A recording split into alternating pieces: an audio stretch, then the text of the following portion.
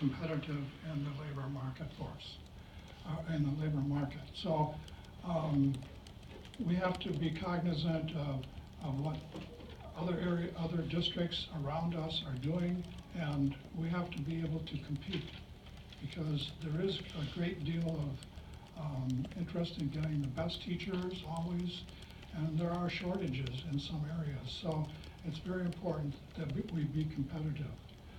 We also need to have a sustainable program, one that can stretch and maybe shrink back, or not stretch as much when the economy requires some adjustment. And I forgot my third point. Oh, I know. There should be some measure of educator effectiveness involved in the program, that the teachers who are doing the best get most rewarded, and then if the teachers are identified as needing more support, they get more support, and I'm sure there are a few, but if there are a few who are not making the cut, then we are recognizing that also. So those are the three things.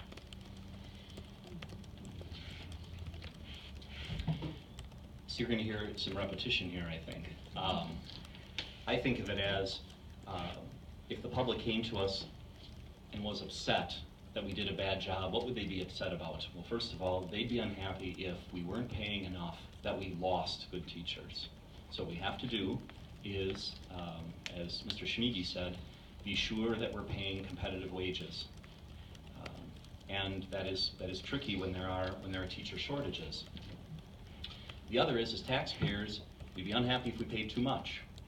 So we need to be sure, again, that in the competitive level, that we make sure that is balanced. Money were unlimited. Teachers do a great job. We would love to pay an unlimited amount, but as taxpayers, and the reality of how the monetary system works, we can't do that. So again, it's got to be in that level. And that is my third point. Again, I think this is a repeat, but I think also the public would say, why wouldn't the best and brightest of the teachers be rewarded the most? And so if we can look for opportunities to do that, that's what we should do.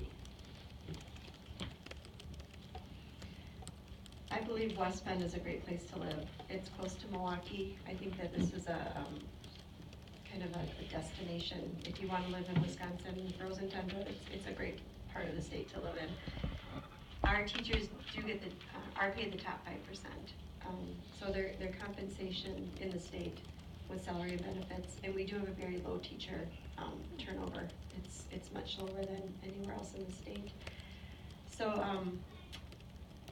obviously dealing fairly competitively with what we have in the area, which I believe that we already do. Thank you very much. Another long one.